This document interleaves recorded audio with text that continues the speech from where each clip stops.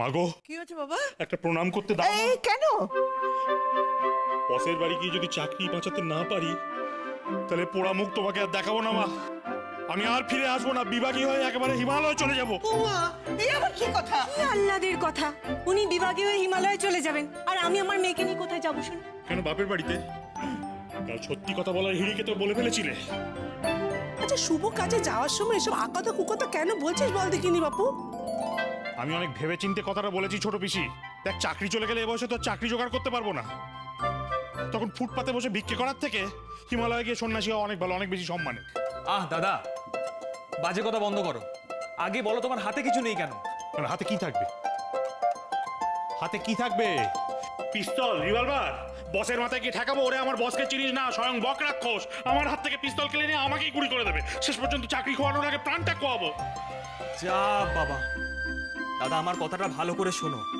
তুমি যাচ্ছ বসকে পটাতে, হাতে কিছু না নিয়ে গেলে হয় কিছু তো একটা নিয়ে যেতেই হবে। চিটু হাতে কি নিয়ে যাবে?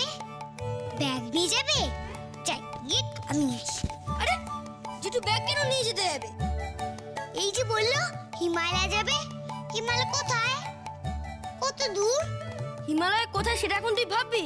এখন তুই ভাব যে ট্যুরটাকে কি করে তুই আটকাবি। স্টুপিড।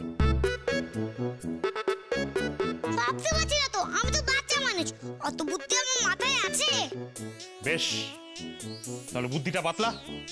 ঠিক করে বল আমি কি নিয়ে যাব? দাদা, হ্যাঁ দাদা বলছি যে এক হাঁড়ি মিষ্টি নিয়ে গেলে হয় না? হ্যাঁ, খুব ভালোই না। আবার যদি মিষ্টি থেকে পোকা বেরোয় তখন? আরে পোকা বেরোবে কি করে শুনি? আরে সেদিন তো আমি ম্যাজিক করেছিলাম, আজ কি এমন ম্যাজিক করবো নাকি? কি করব সেটাই তো ভেবে পাচ্ছি না। বসকে খুশি করতে কি নিয়ে যাব?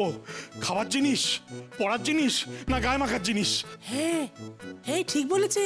হ্যাঁ অনুপ, হ্যাঁ অনুপ, আরে বল না বাপু, তোর বস বা কি খেতে ভালোবাসে? আমার মাথা।